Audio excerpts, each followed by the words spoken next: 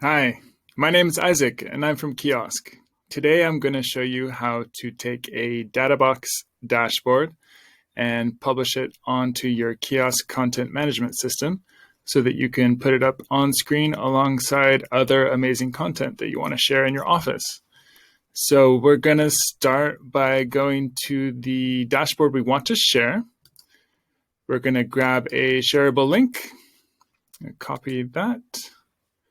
And then we're going to go over to Kiosk. We're going to add a new slide to our show. And we're going to select the Any Website option.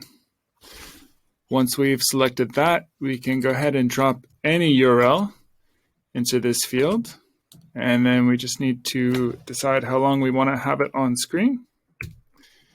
And once that is done, we should be all set. And then you can go ahead and publish that alongside other content that you want to show in your office. I hope this has been helpful, and thanks so much for watching. Come on, baby.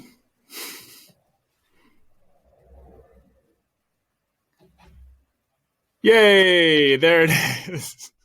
All right, catch you later.